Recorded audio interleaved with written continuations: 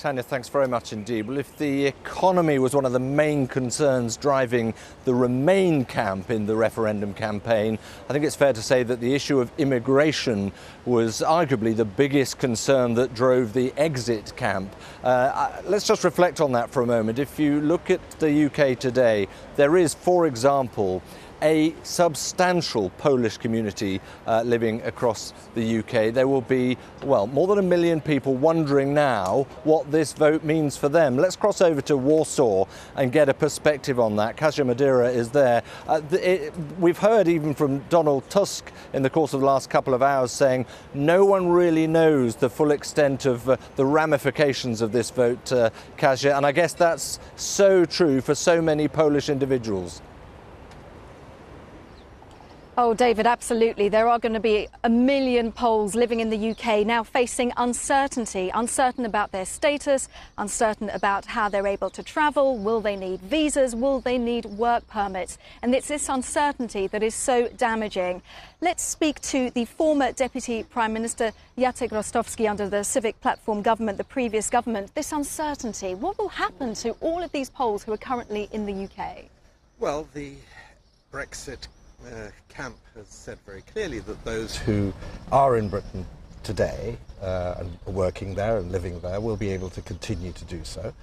And I believe them and trust them, and I have no doubt. However, they are living and working in Britain, and since this is a bad day for Europe as a whole, but particularly a very bad day for Britain, looking at it from the economic point of view, they will be hit, just like everybody who's living in Britain, by the effects, by the economic effects of Brexit, by the reduction in the number of jobs, probably a tightening of the budget, cuts in the NHS.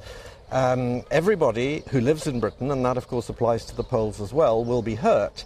And I think we're going to see that in a year's time, people are going to really rue this day.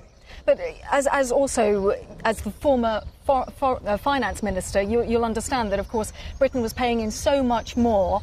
Poland was the largest recipient of EU funds, and that's one of the main factors that the Leave campaign was talking about.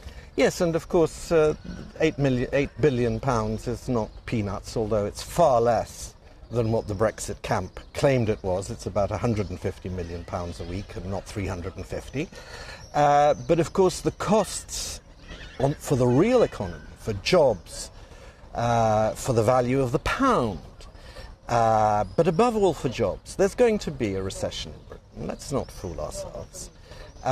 There's going to be probably a very sharp recession in Britain, in spite of this happy-feely, can-do approach of the Brexit camp. There may well be a bit of a recession in Europe, and there's going to be even a serious effect for the world as a whole. So we're entering into uncharted waters, and I'm afraid that British voters will find out, unfortunately, that it's a very big mistake to be fed up with experts. Jacek Roztowski, thank you very much, former Deputy Prime Minister. And of course, Poland are losing a powerful ally in the EU. So it will be up to the politicians now to work out what kind of arrangement Poland has with the United Kingdom. Kasia, thanks very much indeed. I think we've given you an idea of the sort of tremors, if you like, right across the European Union that are coming from this decision.